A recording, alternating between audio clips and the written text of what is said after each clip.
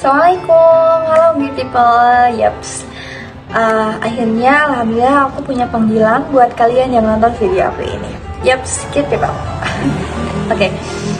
Pada kali ini aku akan menjelaskan mengenai definisi-definisi orang yang tidak normal dan juga orang yang normal menurut beberapa perspektif psikoanalisis, behavioristik, dan juga kognitif. Nah, tujuan aku menjelaskan tentang hal ini adalah aku berharap dengan kalian mendengar video ini, melihat video ini, kalian bisa mengerti dan juga lebih paham dengan kalian sendiri seperti itu. Kalian bisa mengerti apakah kalian berada di tahap orang yang normal ataupun orang yang memerlukan penyembuhan seperti itu ya. Nah, disclaimer terlebih dahulu sebelumnya, seperti yang aku katakan di video sebelumnya juga, bahwa ketika aku menjelaskan hal ini, menjelaskan tentang psikologian, belum tentu juga aku bisa mengaplikasikan semuanya dengan baik. Sehingga ayo kita memperbaiki diri sama-sama dan juga menyembuhkan sama-sama. Oke, yang pertama, orang yang normal menurut psikoanalisis. Nah, jadi orang yang normal menurut psikoanalisis adalah orang yang bisa memediasi id dan superegonya. Nah, lalu apa sih id dan superego itu gitu? Ya, seperti yang kita ketahui ya, kalau psikoanalisis itu pendirinya Bapak Freud. Nah, beliau itu sangat ikonik dengan id, ego, dan juga superego. Lalu apa sih hal itu? Oke, mungkin kita bisa menganalogikan hal itu dengan seperti ini. Ego adalah diri kita sendiri, superego adalah malaikat, dan id adalah kejahatan seperti setan lah. Jadi superego adalah kebaikan, id adalah kejahatan. Nah, ketika kita akan melakukan sesuatu atau memikirkan sesuatu, mungkin diri kita sendiri akan berdialog terlebih dahulu apakah harus dilakukan atau tidak perlu dilakukan. Seperti yang pertama, membisikkan seperti kamu tidak boleh melakukannya karena melanggar norma dan moral. Tetapi satu hal yang lain berkata kepada kamu sendiri bahwa lakukanlah seperti itu karena itulah keinginan kamu. Jangan memikirkan orang lain dan jangan memikirkan norma. Nah, jadi seperti itu analoginya. Id adalah keinginan kita yang tidak memikirkan moral, tetapi superego adalah moral kita sendiri, dan ego adalah diri kita sendiri yang bisa memutuskan id dan juga ego gitu. Jadi kita mau mengambil keputusan yang mana ketika id dan juga ego saling beradu pendapat atau bergesekan seperti itu. Jadi ketika kita yang normal, kita bisa melakukan sesuatu dengan memediasi id dan juga ego, superegonya gitu. Nah, contohnya kayak gimana sih? Oke, contohnya kamu yang menginginkan sesuatu, apakah kamu perlu merebut hal itu dari orang lain?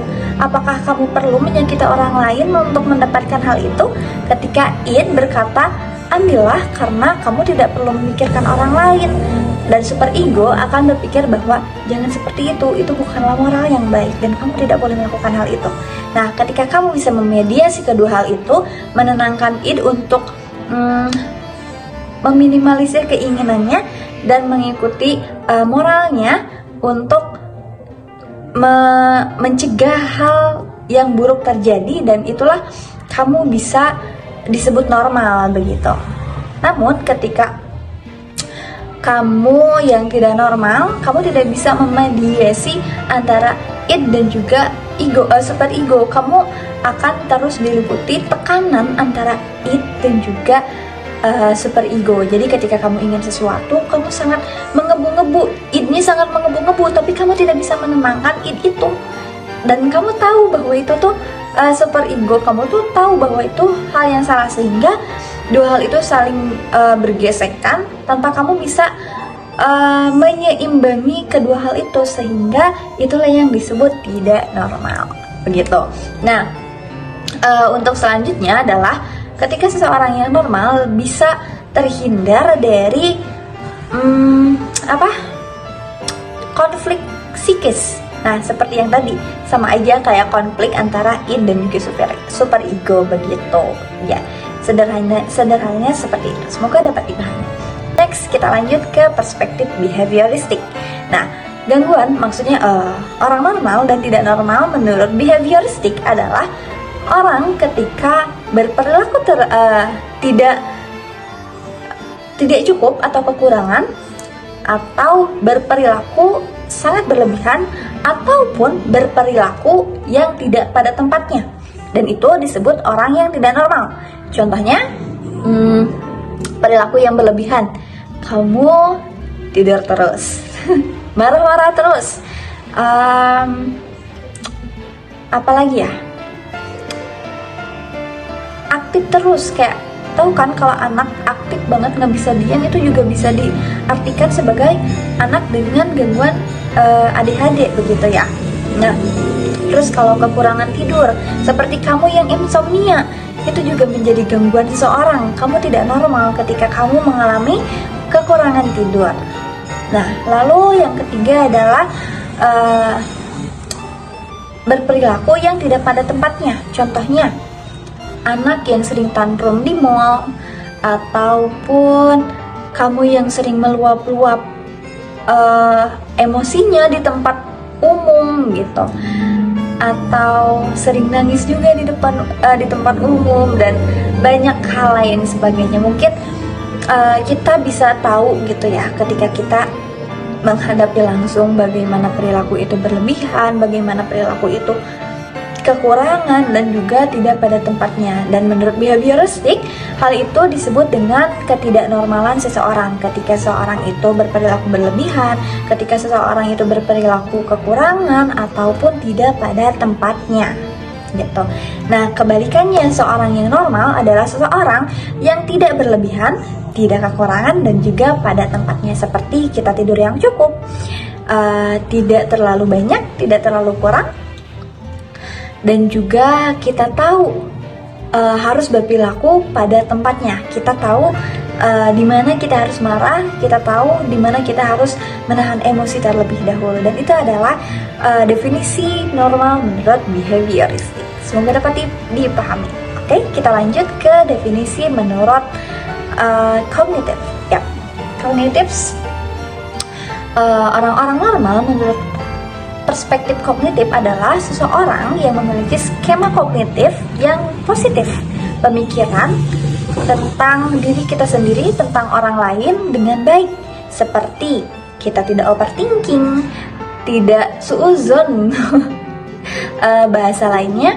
Jadi ketika seseorang yang normal, seseorang akan menganggap hal yang terjadi dengan sangat baik begitu ya, dengan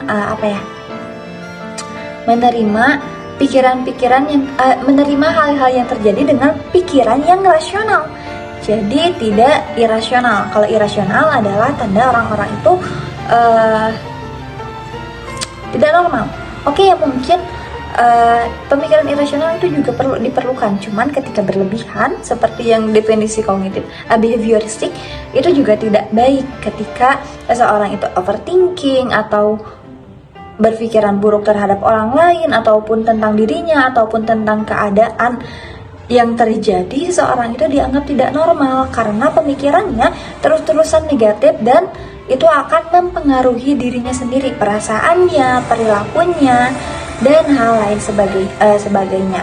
Jadi kebalikannya, ketika orang yang normal, pasti pemikirannya juga seperti positif tentang dirinya, orang lain, dan juga tentang keadaannya, dan itu akan mempengaruhi perasaannya dan juga perilakunya. Contohnya, ketika orang yang normal menurut kognitif adalah orang yang bisa berpikiran positif tentang dirinya, optimis, dan percaya diri, dan juga berpikiran yang baik terhadap lingkungan sekitarnya dan juga keadaannya.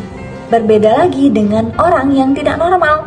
Dia akan terus-terusan overthinking tentang dirinya sendiri, berpikiran yang irasional, yaitu tidak masuk akal tentang dirinya sendiri, overthinking bahwa dia akan gagal, padahal dia belum melakukan apapun begitu. Dan juga terhadap sekitarnya, merasa bahwa orang lain itu jahat, orang-orang itu